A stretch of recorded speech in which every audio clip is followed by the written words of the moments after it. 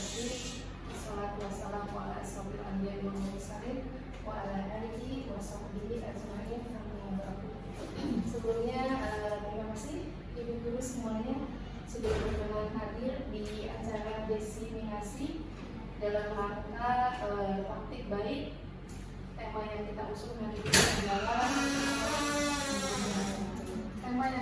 hari ini adalah membangun budaya positif. Gimana di sekolah, insyaallah. Fokus kita membangun budaya positif di sekolah. Sebelumnya perkenalkan, perkenalan nggak sih? Perkenalkan, Zakia. Kali ini saya bertugas atau berperan sebagai narasumber untuk tugas CGP Angkatan 11, di mana tugas itu adalah membuat sebuah mini seminar dengan durasi kurang lebih 60 menit. Jadi mohon dipersilakan sekalian, teman-teman sekalian, ibu-ibu guru hebat, untuk berkenan sekali bekerja sama dengan saya. Izin untuk memvideokan, mendokumentasikan. Ini tema yang diangkat hari ini itu membangun budaya positif. Budaya positif yang seperti apa? Ini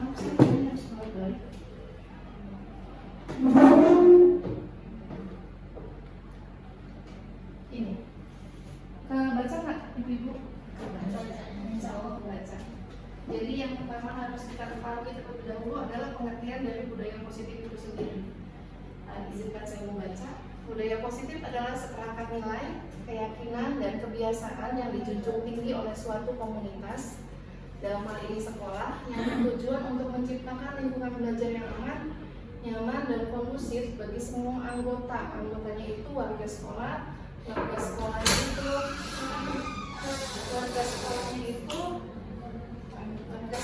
itu adalah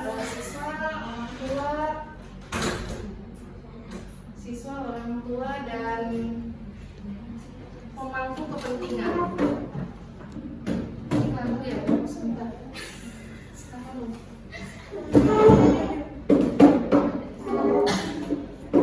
Pemangku kepentingan dalam hal ini adalah kepala sekolah. Karena kita berada di bawah yayasan atau sekolah swasta, berarti pemangku kepentingannya sama dengan yayasan atau ketua yayasan. Dalam hal ini mudir sekolah. Maaf, bisa ada geser.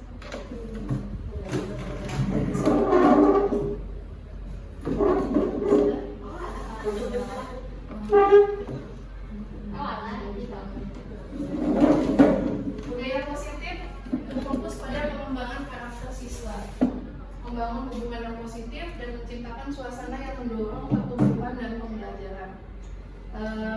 Ini secara teoritis budaya positif itu seperti apa?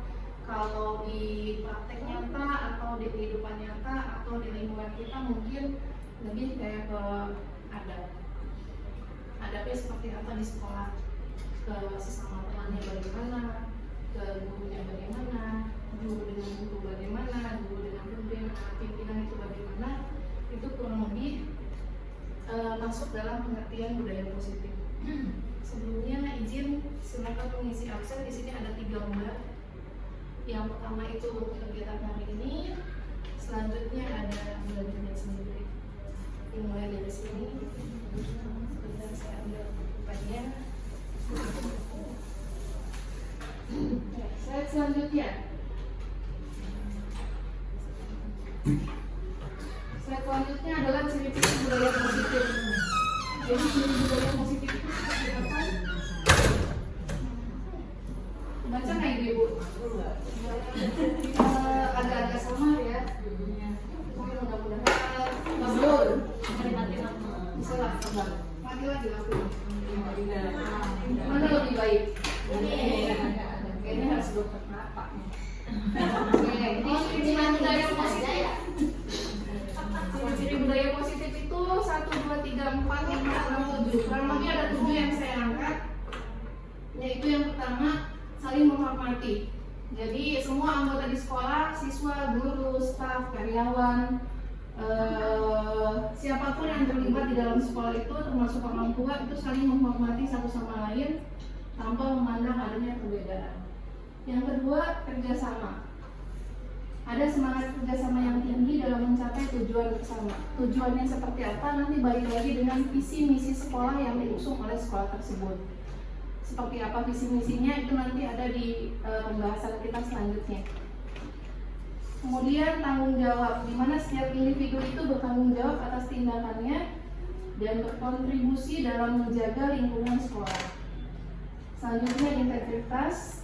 Integritas itu nilai kejujuran, keterbukaan, diutamakan dalam segala tindakan.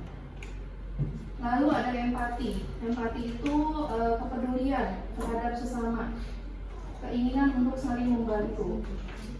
Terakhir ada optimisme. Suasana sekolah selalu positif dan optimis, mendorong siswa untuk percaya pada dirinya sendiri. Lalu yang menjadi pertanyaan adalah, dari kesekian ciri-ciri yang ada, apakah di sekolah kita saat ini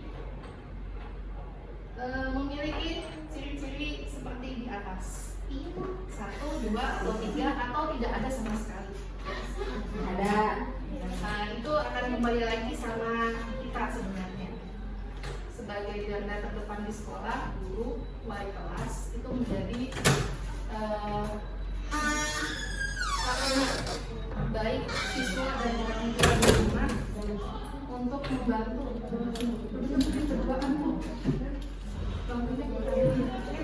ini peminatnya banyak. Jadi tugas kita sebagai yang muda mau berkisah. Untuk ya Bu, nanti kalau ada akan bantu. Jadi kembali lagi fokusnya sebagai guru, tugas kita itu sebenarnya adalah menuntun, bukan menuntut anak menjadi baik, bukan menuntut anak menjadi pintar, bukan menuntut anak harus ranking 1, bukan menuntut anak bisa serba bisa dalam hal apapun, tapi menuntut untuk apa? Menuntut menjadi lebih baik dalam rangka apa? Berproses, berkembang, mengikuti tujuan dari pembelajaran yang kita berikan.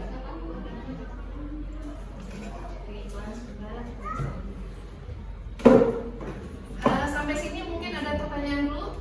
Silakan Ibu. Lalu gimana kalau misalnya gurunya sendiri tidak paham? Dalam artian gini, visi misi sekolah itu sebenarnya secara idealismenya harus dihafalkan, harus diketahui, minimal tahu visi misi sekolah kita apa. Coba siapa yang tahu visi misi Aljana apa?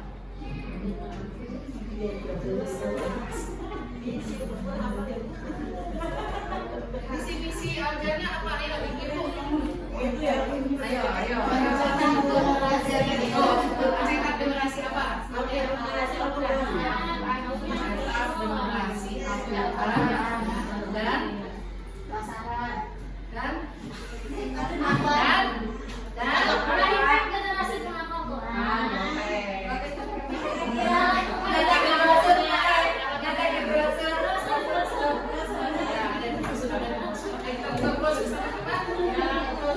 salah satunya yang paling kita utamakan, yang kita usung sebagai visi misi sekolah adalah mencetak generasi Al-Quran yang mencintai sunnah, kurang lebih seperti itu. Dan itu yang menjadi program unggulan di sekolah kita. Lalu apa kontribusi kita, apa yang harus kita lakukan dengan visi misi sekolah tersebut? Kalau boleh kasih informasi juga untuk moto sendiri, moto kita adalah mulia dengan menghafal Al-Quran. Lalu apakah kita sebagai pengajar dengan adanya visi misi tersebut kurang lebih bisa seperti yang ada di slide di atas, ciri-ciri budaya positif seperti apa yang sesuai dengan visi misi kita?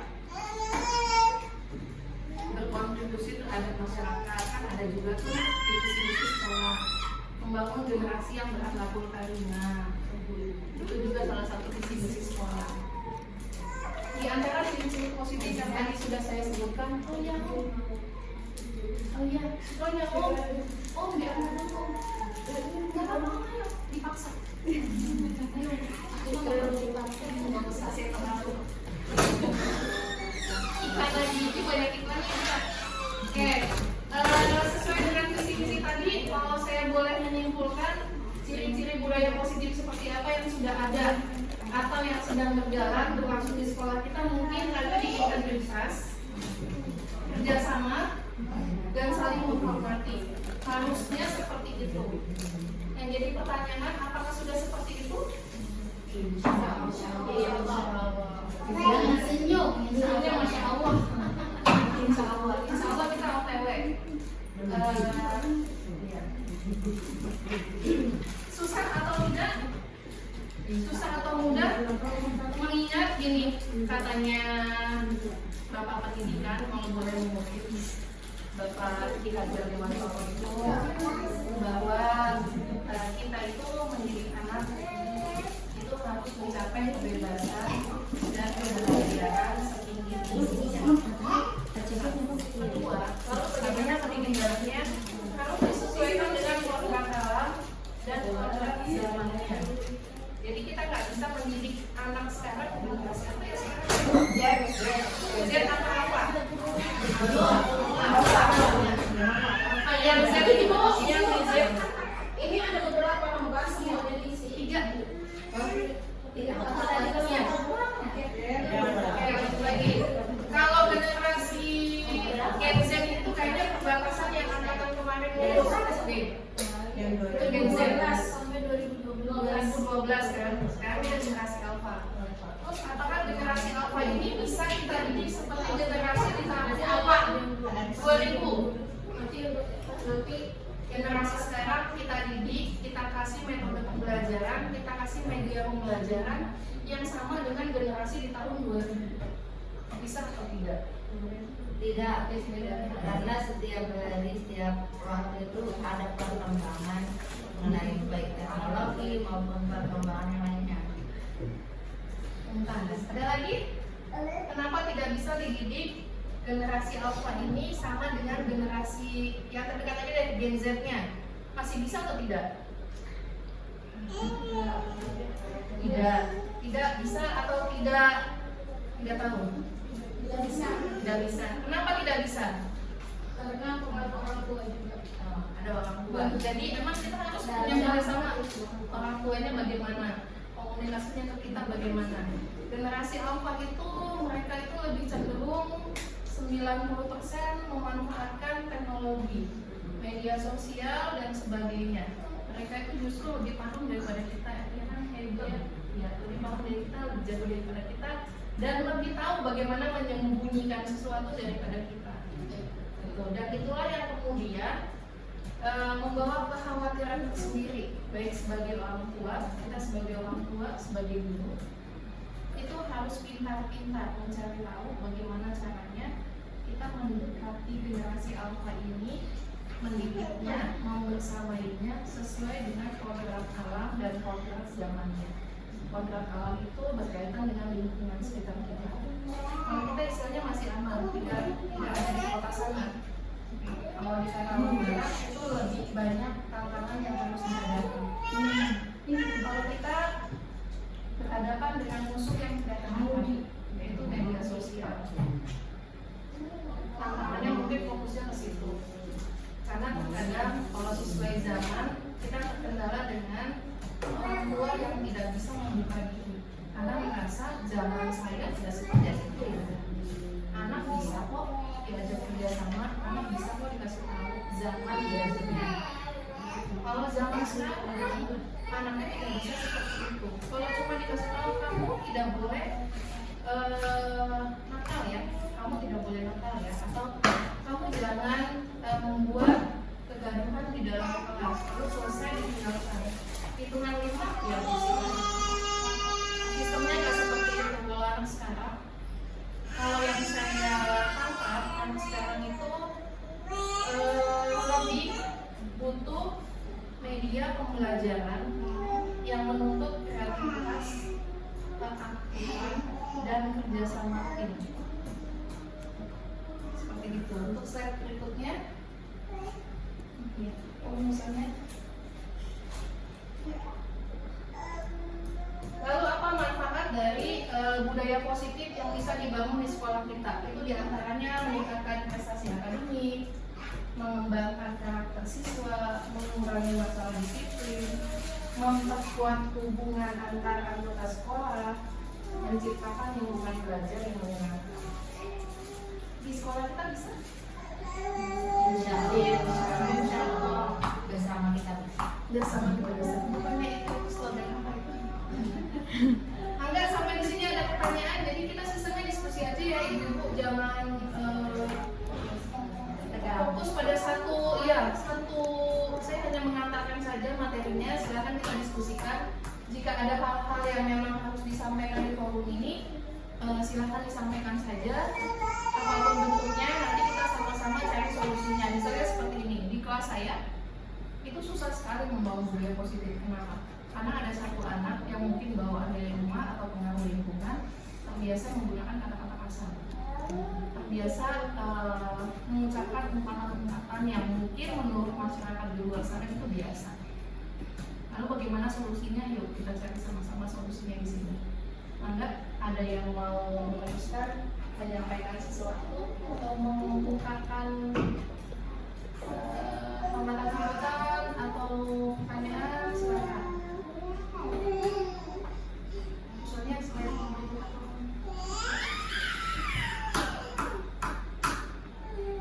ini yang tadi saya bilang di pamfletnya, mudahnya seperti itu, susahnya seperti ini. Mudahnya menanamkan budaya positif pada siswa jika kita memahami apa yang dibutuhkan siswa. Tadi balik lagi masalah kodrat zaman dan kodrat alamnya untuk berkembang dan proses dalam pembelajarannya, untuk siswa bergerak bebas menuju kebahagiaan yang setinggi-tingginya. Lalu fakta yang keduanya, nggak mudah sebenarnya menanamkan budaya positif pada siswa, terlebih jika lingkungan, dalam hal ini warga sekolah, dalam hal ini lagi orang tua, lingkungan memberikan dukungan penuh, tidak memberikan dukungan penuh. Maksudnya gimana Bu? Orang tua harus mampu menuntun siswa sebagai teladan dan pendorong yang berpihak pada guru. Next. Oke, silakan yang ingin menjabarkan apapun permasalahan yang dihadapi di kelas, misalnya gimana caranya biar anaknya itu istilahnya nggak cengeng, lalu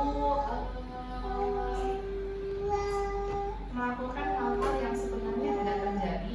Orang tuanya menuntut kita menyelesaikan masalah yang sebenarnya tidak ada sebenarnya, tapi karena siswanya atau anaknya mengadu seolah-olah ditekan, seolah-olah dibully, seolah-olah teraniaya, akhirnya orang tuanya menuntut kita sebagai pihak sekolah, terutama wali kelas, gimana ini caranya, kok anak saya bisa seperti ini? Itu silakan siapa yang mau mengungkapkan, nanti saya bantu tulis di atas kasusnya, atau kalau malu ke depan nggak apa-apa, tutup mata aja. Nanti saya tuliskan di sini.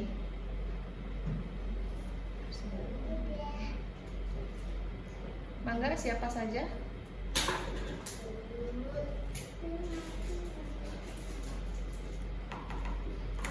Ada permasalahan apa? Mungkin dari kelas 1 yang paling terlihat. Bu Elsa, mau Sanung? Ya, Sanung nggak ada izin. Anak di kelas 1A. Mangga Bu.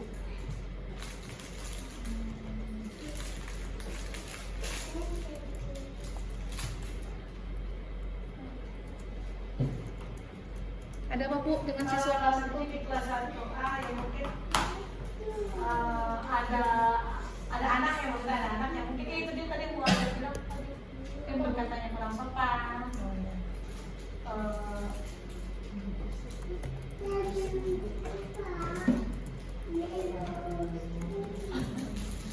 Apalagi Bu? Sama aktif, orang benar-benar aktif. Aktifnya dalam artian positif atau negatif? Ya, aktif positif atau Negatif dari positif.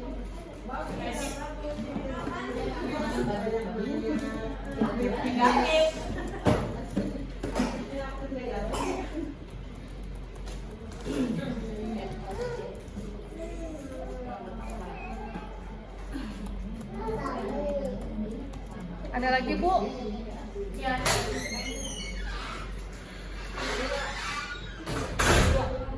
Ada pakai password. Ini siswa kelas 1 udah cukup? Oke. Selanjutnya kita kumpulin dulu aja ya. Enggak, kelas 2. Ini yang paling terkenal ini sekarang. Tapi ini bukan sesi curhat ya, Bu. Saya bukan Mama Dede. Saya temannya Dede. Ayo lanjut. Tuh. Kalau bicara nggak sopan, Orang tua enggak anaknya dulu bicaranya nggak sopan, terus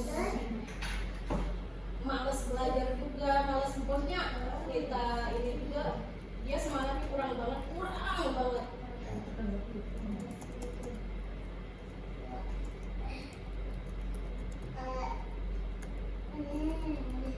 Ada lagi?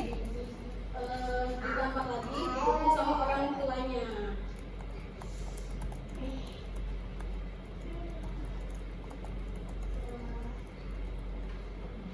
Itu kali ya. Oh ya, satu lagi. Satu lagi ya, main HP terus.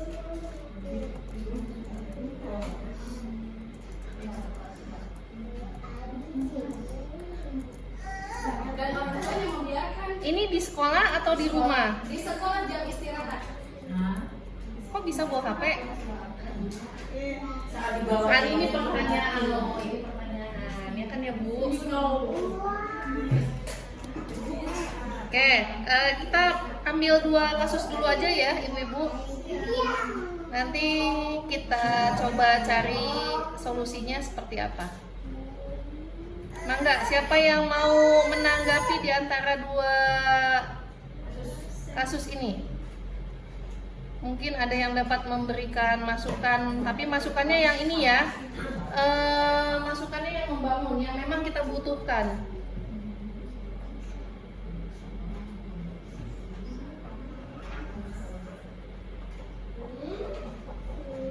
Tidak terlihat.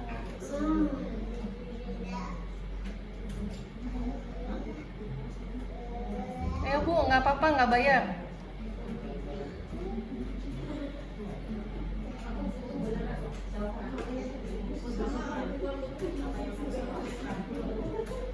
Oke, lihat ya. Kasus pertama yang kita angkat berkaitan dengan menanamkan budaya positif di sekolah. Yang pertama, katakanlah temuan kita di kelas 1. Yang kedua, temuan di kelas 2. Yang kelas 1, menggunakan bahasa yang tidak sopan, aktif dalam artian negatif, mengganggu teman-teman di kelas. Nah, silakan siapa yang dapat memberikan solusi?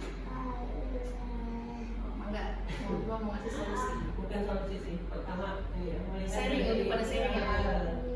Siswa yang kelas 1 itu, misalkan menggunakan bahasa yang tidak sopan, aktif dalam arti negatif, sepertinya itu tidak dibangun serta merta ini ya. Langsung orang itu punya karakter itu, tapi dia mungkin membawa hasil dari impact dari keluarganya mungkin, kemudian pergaulan di rumahnya, mungkin dengan teman-teman satu gengnya.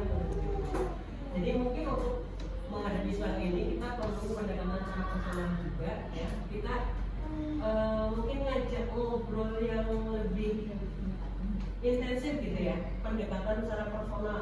Mungkin kan ini kalau di sekolah 1 kan tidak semuanya seperti itu kan, mungkin hanya 1-2 orang gitu ya.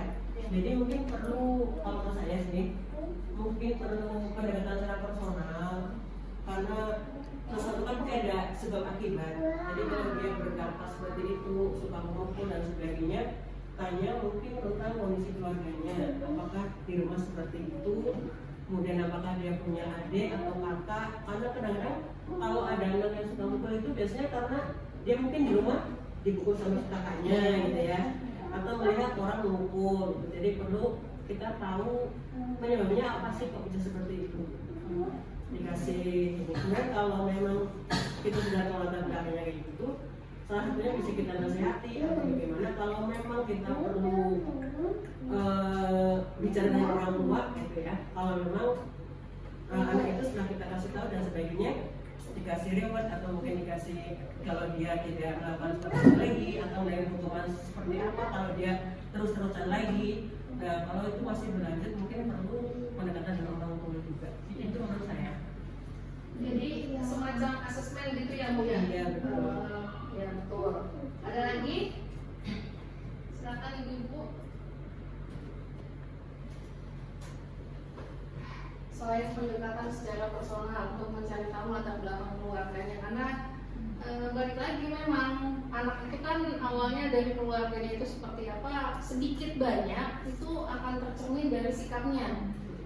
Bukan jaminan anak baik di rumah di sekolah baik atau sebaliknya. Pendekatan inilah mungkin nanti yang akan kita gunakan sebagai solusi atau antisipasi dari sikap-sikap negatif yang ditunjukkan anak di sekolah. Itulah fungsinya kolaborasi dengan orang tua. Kalau ya, Saya udah coba bicara seperti yang tadi semua kita sampaikan. Sudah banyak anaknya langsung secara personal, pelan kenapa? Ternyata emang pada luar kakaknya, katanya ditanya lebih detail kakaknya ya marah-marah. Jadi mungkin ya itu impactnya dia suka berkata kasar mungkin. Tanya secara personal pernah nanya ke anak tersebut, saya sebagai wali kelas nanyain, ternyata ya itu dia pengaruh keluarga tuh benar-benar. kenapa mau dilanjutin? Ya itu kenapa kakaknya katanya suka marah-marah. Lalu solusinya setelah itu gimana Bu? Ya, saya lagi ngambil hatinya pelan-pelan, saya udah ngobrol, enggak ya, nggak boleh kayak gitu ya, pelan-pelan gitu. Jadi juga sambil pelan-pelan nih, sambil ngedeketin, saya ambil hatinya. Ya saya deketin lah secara personal gitu. Tadi yang mau kata mau ada diberikan reward atas pencapaiannya dia kalau berubah, itu bisa juga kan ya Bu? Kalau misalnya oke, hari ini biasanya ngomong tidak sopannya 3 kali, hari ini hanya 2 kali misalnya gitu. Ada perubahan yang seperti itu, mungkin perlu ada reward. Jadi fungsi wali kelas, bukan fungsi apa ya, posisi wali kelas itu sebagai orang tua di sekolah, terutama kelas kecil, karena pembentukan itu di kelas kecil, itu benar-benar harus memantau perkembangan siswanya sih. Kalau kata saya gitu, membantu banget jika orang tuanya pun bersedia untuk bekerja sama dengan wali kelas. Kalau kita melihat saat ini program buku curhat di sekolah kita, terlepas dari itu efektif atau tidak efektif, tapi tujuannya adalah menjadi jembatan komunikasi kita, wali kelas dengan wali santri atau orang tua murid. Apakah efektif atau tidak itu kembali lagi pada bagaimana orang tua menerima setiap masukan atau laporan yang kita berikan. Jadi kalau misalnya orang tuanya, bahasa keren mah open-minded, membuka dirinya, bersedia bekerja sama dan paham, oh iya ternyata anak saya memang seperti ini. Kalau dia mau jujur dalam hatinya, memang namanya orang tua pasti tahu kan karakter anak seperti apa, itu tahu. Pengen anaknya berubah, ya orang tua harus berbesar hati ketika ada masukan dari sekolah seperti ini. Kita minta orang tua untuk memberikan feedback yang positif. Oh iya Bu, bagaimana ya caranya biar di rumah nanti juga seperti ini. Jadi metode yang di sekolah sama yang di rumah itu paling tidak sejalan. Jangan nanti di rumah, di sekolah didisiplinkan, sampai di rumah pokoknya masalah aja gitu. Yang penting mah anak udah sekolah, sampai di sekolah kan belajar, pulang ke rumah ya udah main bebas sebebas-bebasnya. Seperti itu mungkin. Termasuk dari cara bicara. Kalau misalnya di sekolah sudah ditata, selalu gunakan 3 kata ajaib misalnya gitu kan. Tapi di rumah, aus gitu, tidak ada tolong, tidak ada terima kasih, sama aja. Tapi kalau misalnya sama di rumah juga diminta seperti itu, insya Allah pembentukan karakter anaknya akan sama, akan mudah. Itu yang saya tahu. Ada lagi solusinya?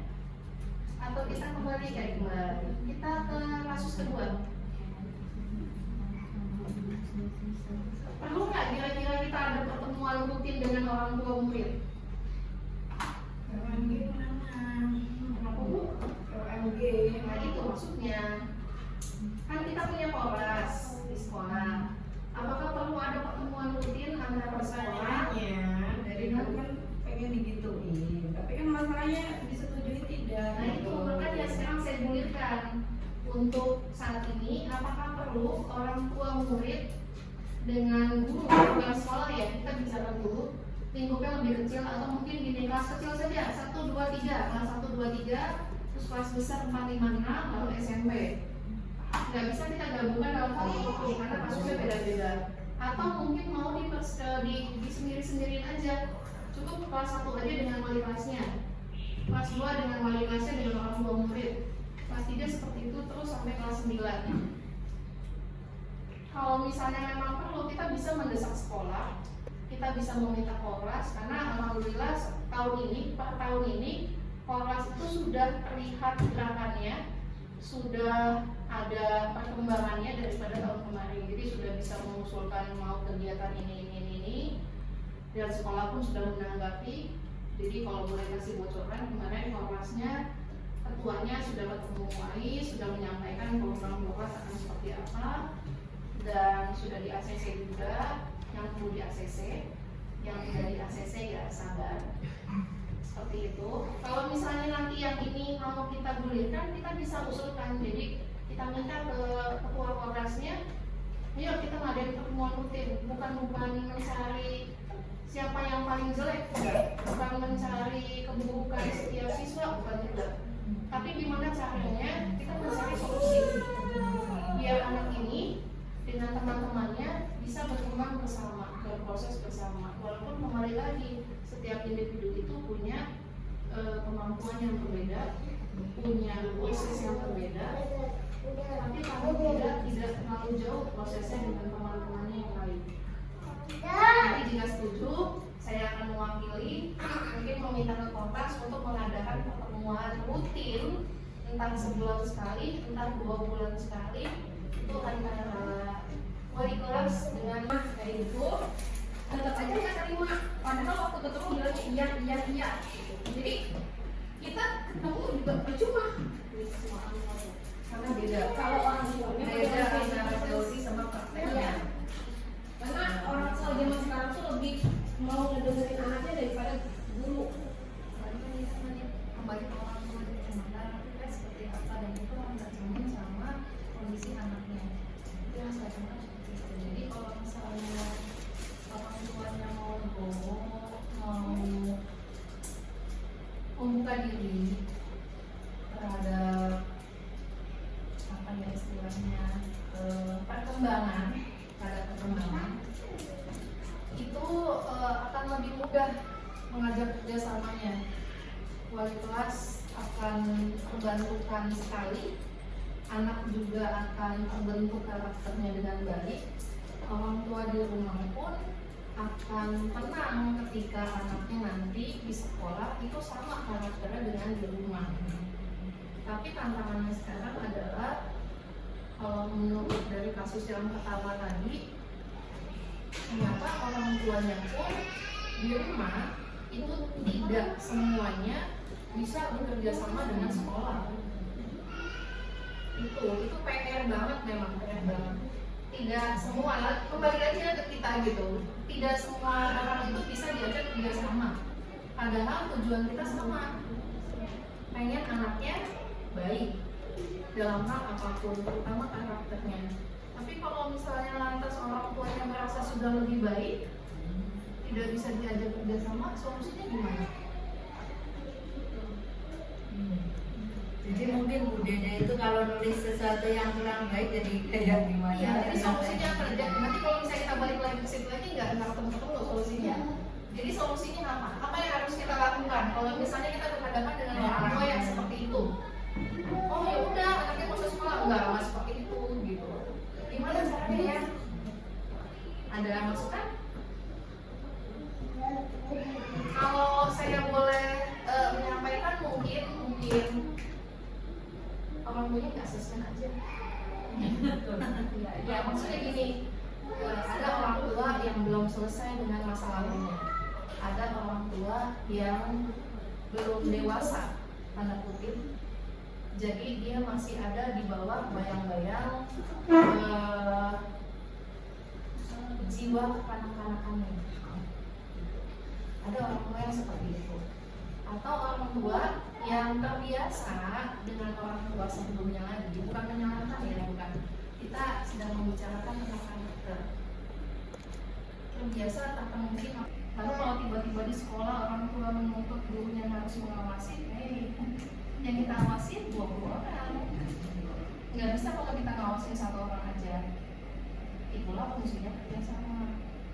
Solusinya, ajak ngobrol orang tuanya dari hati, karena untuk sementara ini orang tuanya legowo, gurunya juga legowo. Ya itu sesi curhat. Betul. Susah nggak? Susah. Jadi ada ego yang harus diturunkan dari gurunya, dari orang tuanya. Bicara aja dari hati ke hati. Kalau perlu, punya guru saya itu seperti ini, karena dari dulu orang saya gini. Saya berharap anak saya tanpa seperti ini pun kayaknya dia lebih baik daripada saya. Tapi saya nggak bisa, misalnya orang tua mengakui seperti itu. Ya itu kasih masukan. Iya maunya gini. Kalau misalnya gini, kalau orang tua sudah dekat dengan guru, komunikasinya sudah intens, tidak ada istilah menjatuhkan, tidak ada istilah mencari kejelekannya, itu insya Allah nanti ketemu, benang merahnya ketemu. Harus seperti apa?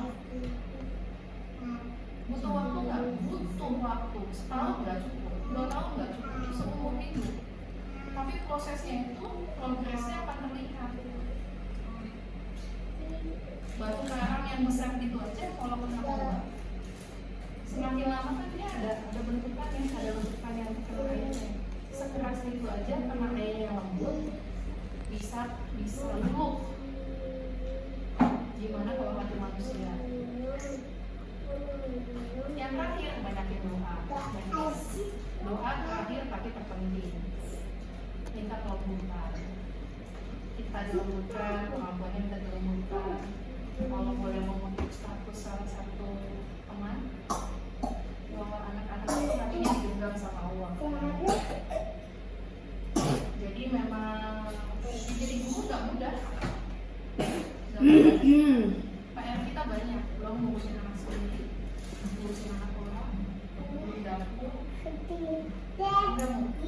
Kayaknya solusinya itu kita butuh psikologi pendidikan deh. Silakan dilanjutkan untuk mengadakan seminar ataupun dari psikolog. Nah itu aja dulu.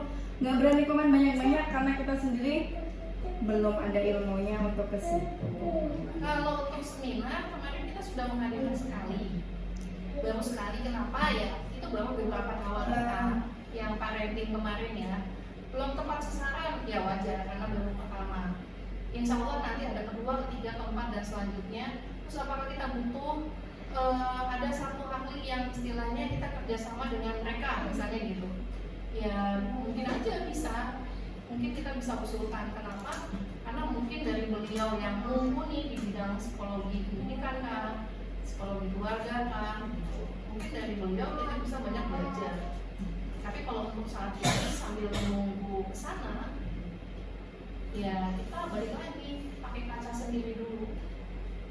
Seperti itu, bahwa pilihan kita jadi guru itu bukan pilihan yang mudah. Berat, Banyak sangat berat. Terutama tenaga sendiri. Ada lagi? Yuk. Iya. yang bertambah kasar ya, misalnya ada salah satu istilah yang caranya kasar, misalnya gini. Iya, kamu. Nah itu terkadang saya dengan kasar itu justru itu yang lain. Jadi Kenapa? ada yang berpaksa Terus mulai gitu mulai. kemudian yang lain dia itu juga yang lainnya. Itu yuk kasus sama solusi nih. kasus. Berarti kita skip buat kasus ketiga, kedua ya Bu? Sekarang kita nyambung ke sini. oh iya boleh. Jadi solusinya gimana maksud Ibu gitu? Iya, sama kata-kata itu Kalau iya, kalau saya lebih pengen ke tadi lagi, solusi pertama dan kedua tadi. Cari tahu. Tapi kadang faktor dari luar juga nih, jadi ada tambahan ya, jadi karena pergaulan yang salah nih, jadi ikut terbawa juga. Nah, anak kemarin caranya untuk motivasi dia, kalau sih dia 4 tahun, ya gimana caranya biar lupa kemarin ya, kalau kedekat orang, ya akhirnya jadi gak dimainin lagi sama yang pasak berat itu. Kalau saya sih habis tahun 2 tahun Itu solusi iya. Itu solusinya gitu memang. Solusi ekstrimnya memang anak dikurang aja ya nggak tahu sama yang nggak benar misalnya gitu. Tapi kan akhirnya membatasi kebutuhan sosial dia. Karena anak itu harus bersosialisasi. tetap main tapi sama yang anak kakak itu gaji itu sering-sering gitu. Iya itu ekstrimnya gitu. Ekstrimnya solusi ekstrimnya dilarang bermain dengan si ini. Solusinya kalau misalnya mendatangkan sampai sekolahnya anak, jadi sekolah bersama dengan ahlinya, mendatangkan misalnya sebulan sekali, Iya. datang ke sekolah, berhadapan langsung dengan orang tua dan siswa yang bermasalah itu tatap muka dengan ahli gitu. Kira-kira Iya tadi yang kata Mas tadi kan ahli psikologi gitu. Jadi kita mungkin kita bisa mengusulkan kita punya kalau IT yang itu kan punya ahli psikologi gitu. Ya mungkin kita setahun 2 tahun atau besok kita bisa bekerja sama dengan lembaga psikolog itu akan sangat membantu karena mereka punya ilmu yang mumpuni. Kalau kita kan istilahnya cuma sekedar pengalaman ya, pengalaman mengajar, ketemu banyak orang, hanya bisa bercerita pengalamannya begini. Lalu kalau masalah sudah tepat atau belum, kita bukan ahlinya. Hanya bisa memutuskan benar salah itu harus ahlinya. Seperti itu. Itu mengenai yang tadi masih laporannya anakku yang 4 tahun ya, yang terbawa sama pergaulan. Kemudian ini yang kemarin aku cuma kelas 3 ya, ada yang berkata kasar ini, jadi diikutin oleh siswa yang lainnya juga. Aku mau bisa bilang gini pada dia, dia juga harus juga kasarnya santai gitu, jadi itu kebawa seperti itu. Jadi maksudnya ingin diapakan gitu biar diganti itu bahasa kasarnya, jangan bikin apakah mau dinasihati gimana gitu. Tapi balik lagi sih sama solusi dari mulut tadi. Jadi ada penekanan Bu, ada penekanan kepada anak ini untuk tidak berbicara seperti itu. Contohnya misalnya kalau habis ngomong gitu misalnya ya tapi besoknya terus kasih tahu misalnya terus dalam 1 minggu ini aku kalau didengar hari ini kayaknya belum bicara ya gitu. Itu ada reward harusnya dikasih. Apakah harus berbentuk hadiah yang mahal? Apakah harus berbentuk apa gitu? Nggak mesti gitu. Sekedar penekanan secara psikologis, alhamdulillah ini kan lucu. Tidak mengeluarkan kata-kata yang kasar. Seperti itu udah semua udah dari buat pujian itu udah dibuat. Udah bentuk dukungan secara psikologis. Oke, kalau kamu sudah berubah, kamu sudah bujuk hari ini, alhamdulillah. Mudah-mudahan nanti kedepannya kamu bisa lebih baik lagi kan seperti itu. Kalau misalnya mau dikasih reward, oke, karena kamu hari ini bujuk atau bulan ini kamu bujuk, kamu sudah tidak berkata kasar.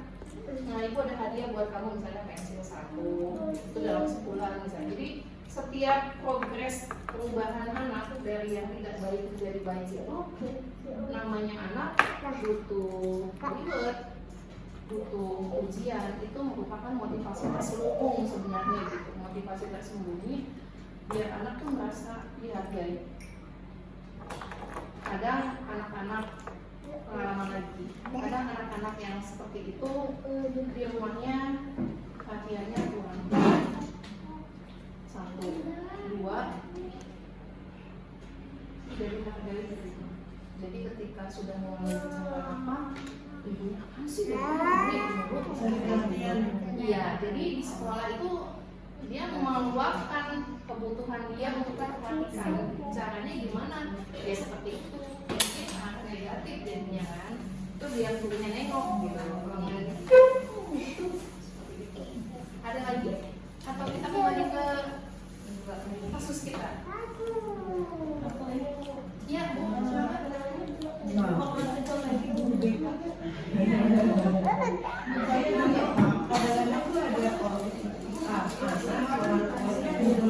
Rasa percaya pada seseorang. Tuh, siapa guru BK?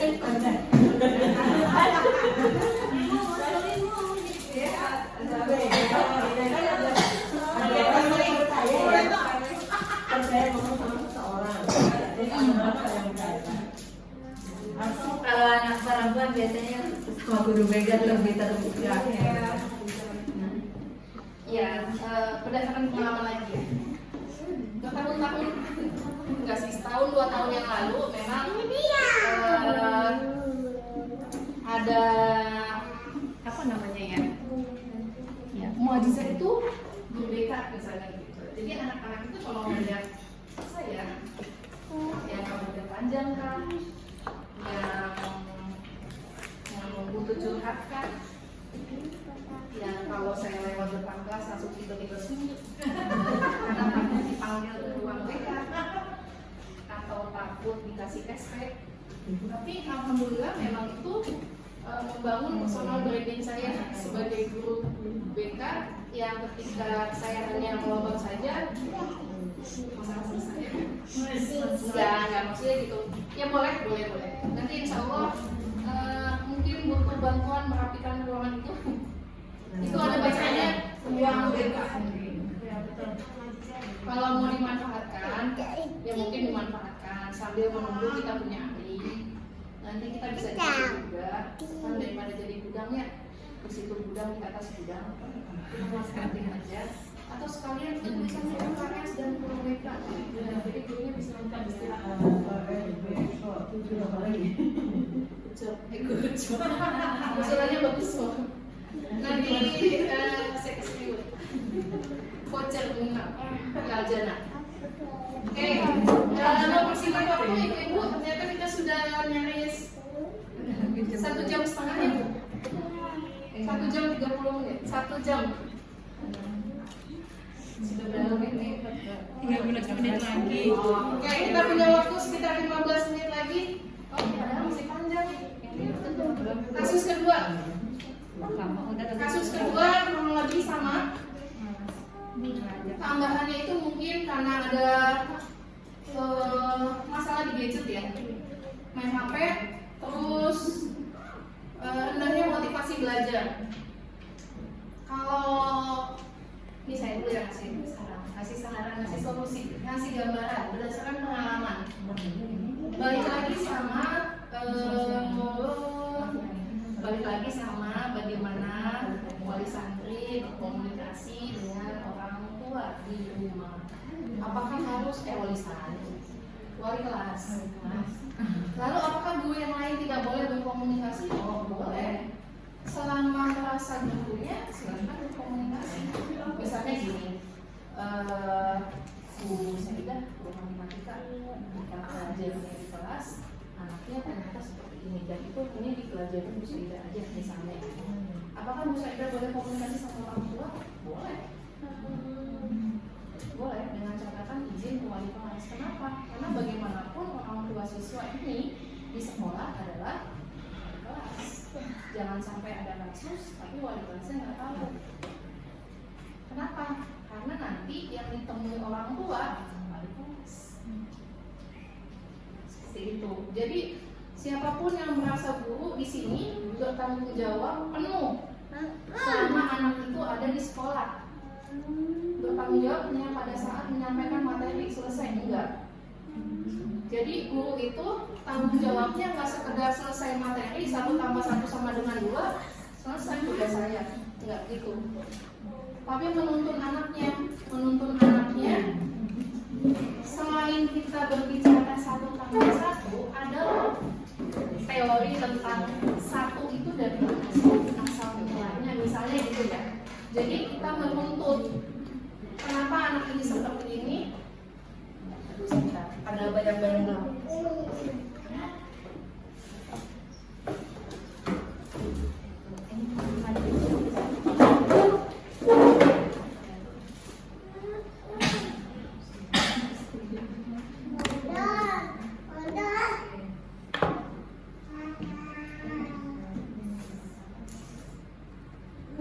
balik lagi. Sampai mana tadi kan lupa. Oh ya, masa komunikasi dengan orang tua. Apapun alasannya, tidak ada pembenaran ketika orang tua berjalan sendiri, jadi sama tujuannya. Enggak kok, tujuan kita sama-sama mau membentuk anak ini menjadi baik. Itu tujuannya di depan sana. Tapi gurunya lewat kanan, ke kanan dulu, baru lurus. Ibunya, bapaknya di rumah ke kiri dulu, baru lurus. Itu nggak akan ketemu. Itulah pentingnya komunikasi. Ketika berkomunikasi, kuncinya apa? Egonya diturunin. Yang guru nggak merasa paling buruk, yang orang tua merasa paling paham. Saya yang ngajarin dia, saya paling tahu gimana karakternya dia. Padahal manusia itu berproses. Karakter itu terbentuk dari apa? Terbentuknya dari apa karakter? Bagaimana dia berteman, dengan siapa dia berteman, ada di lingkungan mana, siapa teman dekatnya, ilmu apa yang dia dapat, itu membentuk karakter. Sedikit banyak membentuk karakter. Jadi seperti itu. Lalu balik lagi soal tadi apa, gadget. Bagaimana caranya? Silakan yang mau memberikan solusi.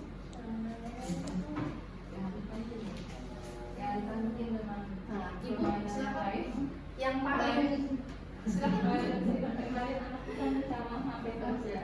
Alihkan mungkin tentang pemain yang lain, beli mainan yang membuat dia menarik supaya dia tidak terlalu fokus kan.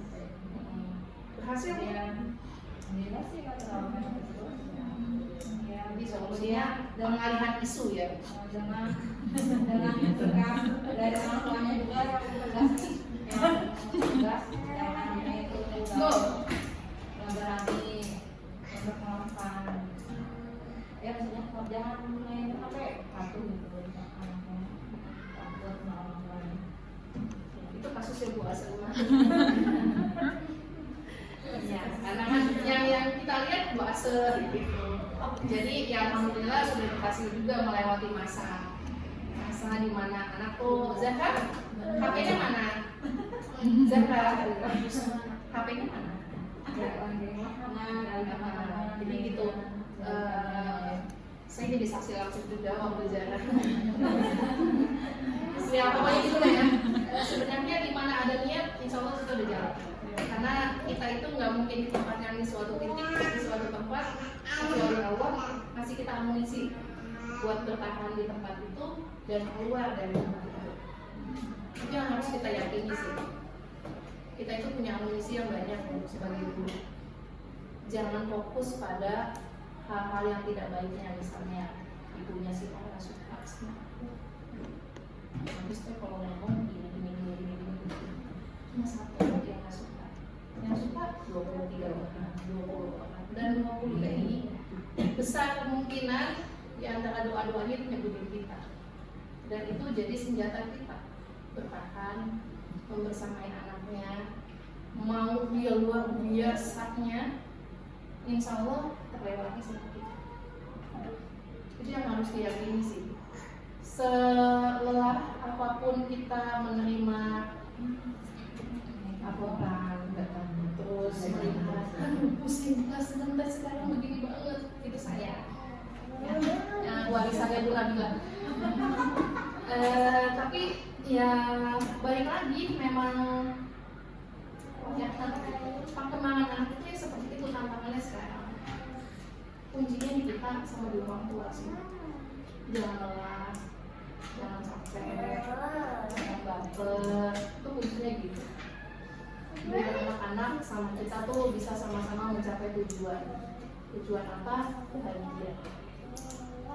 Anak kalau sudah bahagia di sekolah, belajarnya insya Allah fokus Dan senang untuk berangkat sekolah. anak iya betul. Jadi menunggu besok nih pelajaran ini nih ketemu guru ini misalnya gitu.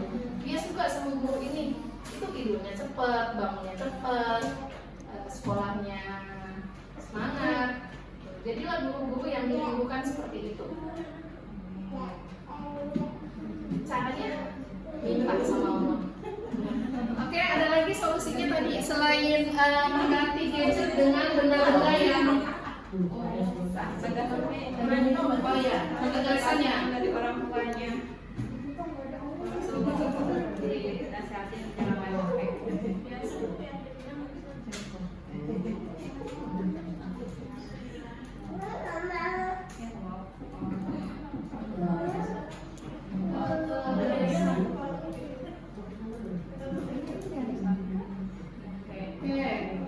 kita sebut ya ibu-ibu.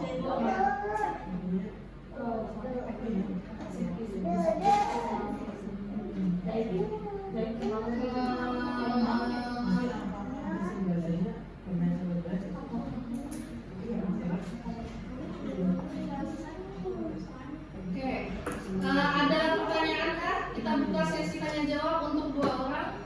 Tapi yang menjawab teman-teman juga, bukan saya.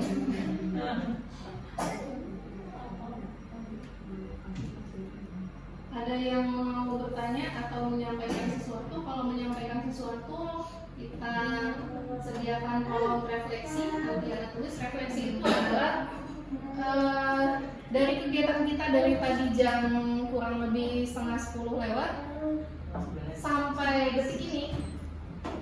Kira-kira tujuan kita datang ke sini, berkumpul di sini, ada nggak yang tercapai? Ada nggak yang terjawabkan? Ada nggak yang tersampaikan? Lalu mendapat titik cerah atau tidak? Atau tadi usulan butuh guru pendamping, ahli pendamping, ahli psikologi, psikolog untuk mendampingi anak-anak, itu salah satu solusi yang disarankan. Ada lagi nggak yang mau melakukan refleksi? Silahkan, siapa saja boleh. Enggak. Jadi biasanya kalau refleksi itu seperti itu. Jadi budaya positif itu hanya bisa terwujud jika kita. Ayo Bu, silakan memuaskan. Mau menjauhkan kan? Apa sih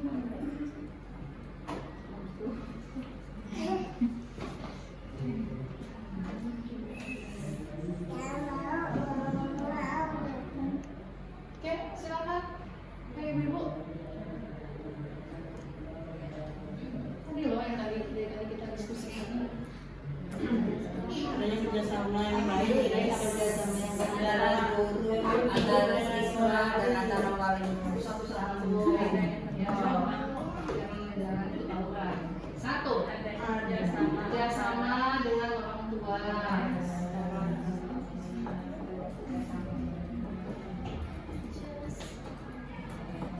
Ada lagi?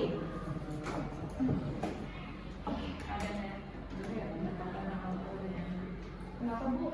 Pendekatan sama gak sih? Pendekatan kemana? Pendekatan secara hati-hati.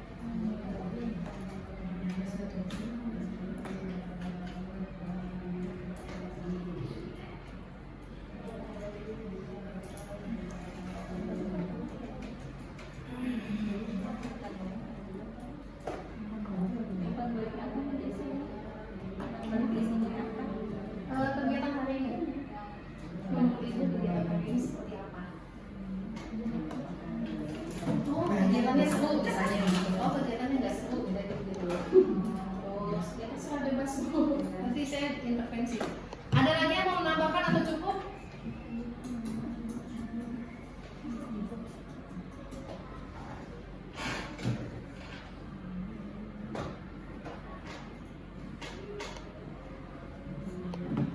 Kalau cukup, tanpa berpanjang lebar. Dari depan ada yang masukkan lagi?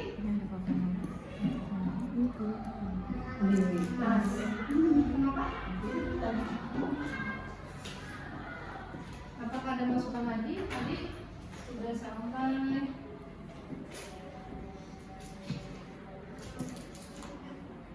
Sebelum kita akhiri.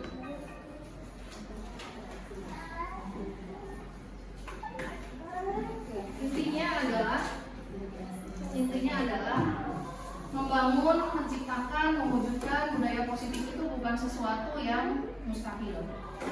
Intinya itu. Tapi bukan juga sesuatu yang mudah.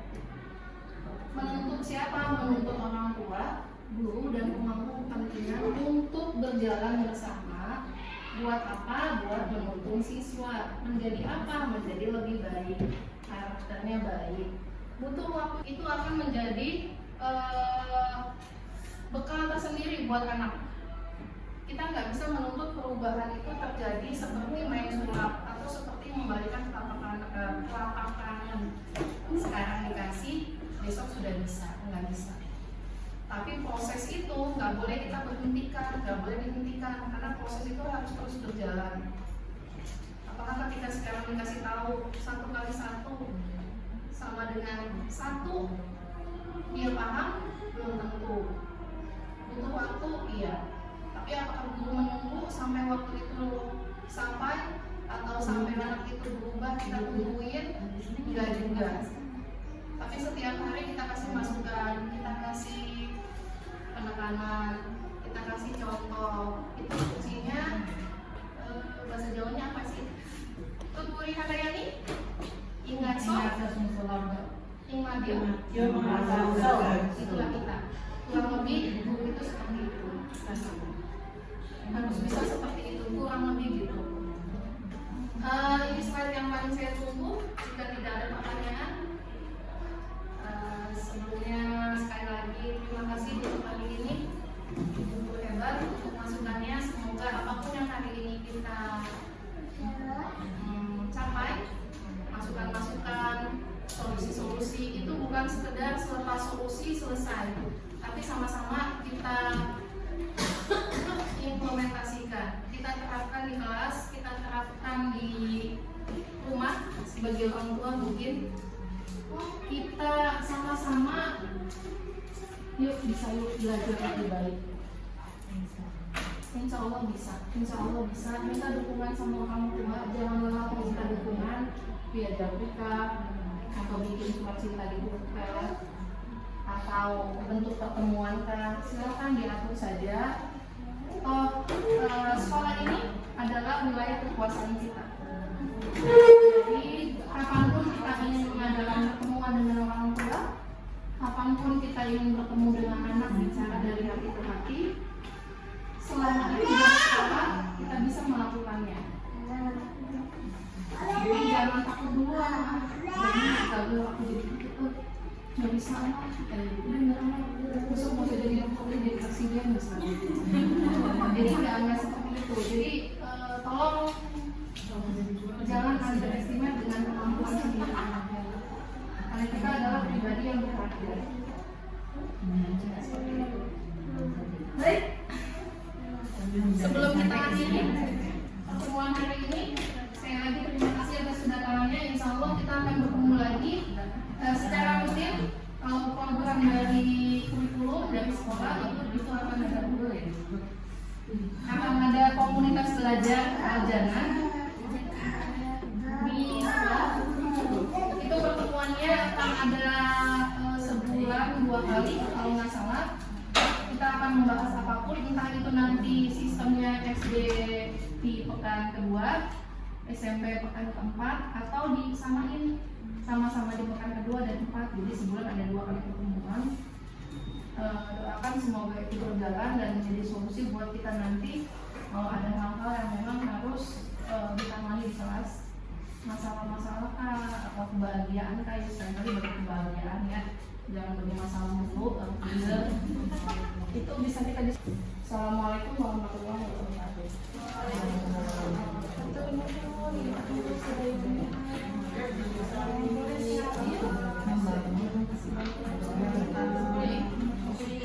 Yang mau